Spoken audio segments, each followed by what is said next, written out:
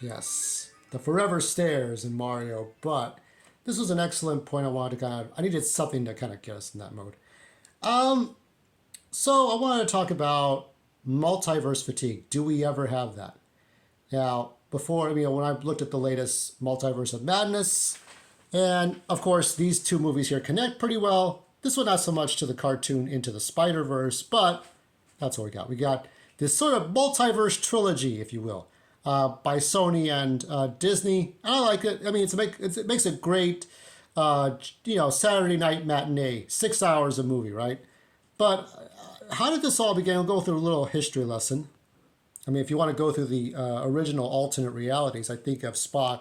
I think of Mirror Mirror, Mirror Spock, Mirror Kirk, in which, Captain Kirk, Uhura, Scotty, and McCoy went to the other universe, a mirror universe, and you had Spock with a beard, and then you have, of course, Spock without the beard. This has been parodied many times in Saturday morning cartoons, where you have the evil twins and they're from the wrong universe and they're criminals, whatever. I mean, you'd see that so many times. And then many years later, you had Crisis on Two Earths, and then you had Crisis on Infinite Earths, which showed you all the multiverses of all the different heroes that had appeared in the last 50 years, well, from 1930s to 1980s. So this was a way of showing off that kind of thing, but fighting for an amalgamation of those Earths into one. That was the gimmick. The Ninja Turtles joined the fray with Turtles Forever in 2009, and then there was, of course, Wanted, Rocksteady, and Bebop for the new cartoons in 2017. That was fun. Crossover stuff like that. Then they did their own He-Man and the Masters of the Universe, or they call it the Multiverse. They did their own version in which you had an anti-He-Man invade all the different versions of Eternia. Even a continuation of the Justice League Unlimited series called Justice League Infinity, in which you had the multiverse as well, in which, one of the heroes has the life equation to complement Darkseid's anti-life equation. There was always some gimmick of which you had a bad guy, or you had some alien entity, or some barriers between universes break down and all the universes come together, multiverse and all this shit. Even CW's Arrowverse had crossovers. They had their own Crisis on Infinite Earths, a Crisis on Earth X, and some of it was gimmicky and some of it wasn't, and Elseworlds. And if fate will have it, if Ezra doesn't do anything more stupid, we might have the DC cinematic approach to the multiverse in The Flash next year. All these multiverse stories, whether they're on book, on novel, comic book, audiobook, TV, or movie, they all have something in common, or it could be in a video game.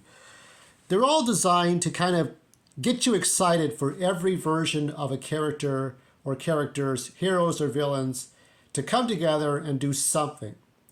After a while, it can feel like a video game mashup in which you don't care, you just want to see them all do stuff. Part of me feels that way, but then I'm like, as I get older, I want to see something more sophisticated. Now with Spider-Verse, let's just look at these three. Into the Spider-Verse, it was about the Kingpin trying to bring his family back. Here it was about Wanda doing the same thing, and in Spider-Man, he just wanted certain people to know his secret, but everything went wrong. It was always about one selfish person's need in these three movies. In Justice League Infinity, of course, it was about Amazo. The multiverse, you had Keldor from one universe and anti-He-Man from another universe. So one or two people always start something and then drag everybody else into it. Other times it's Star Trek, it's you go to the wrong universe, you're just in the wrong place. The story that I'm writing, it's the multiverses are sequential, so it's reincarnation, it's not parallel. I think you've all seen my video where I have my hand here, but my hand could have been here the whole time, but it was over here, but it's over here. Here's the proof of the multiverse stuff. So that's kind of ridiculous, but that's what it is. In the end, I think that when we watch these things, we really want to be excited for when the characters show up. It can be too much. I think it all depends. We've seen every kind of IP take this on. We've seen He-Man do it. We've seen, pardon me, still sick. We've seen He-Man do it, Marvel, DC, Star Trek. Star Wars, not yet. Star Wars, the world between worlds. I think that it's better to drip feed these things rather than really flush it all out. Because I think in the case of Arrowverse, it was too much. Arrowverse did it with Elseworlds, Crisis on Earth X, and then Crisis on Infinite Earths. It was too much of the crossovers. And it hadn't yet been done in movies. And Marvel did a little bit, maybe in cartoons, but here it started out as a cartoon and then evolved into live action with Doctor Strange. I was so excited for this because I did enjoy this, but I think it can get to be, it can dilute if you focus too much on it. Now I don't know what Secret Wars will be about, but granted, the multiverse with America Chavez, there's always that possibility of going right back. But it's gotta be different each time.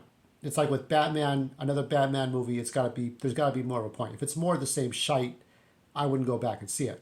So I have to trust that it's gonna be better, but the fatigue can get there. The fatigue can really get there. You can write bad stuff, okay? You can rehash the same things and nobody will care. There has to be a point to it. So let's see what the next multiverse stuff brings. We're watching for the Flash to come out if it comes out. We're watching for any other gimmick thing. Everything everywhere all at once seemed to be good. The stuff I'm writing right now is multiverse, but reincarnation. One universe ends and another universe begins rather than parallel. That's what I'm writing. And I just, like I said, I want it to be handled differently and more intelligently each time we see this. Doing superheroes, hey, I know you, hey, I know you, and we're all doing this.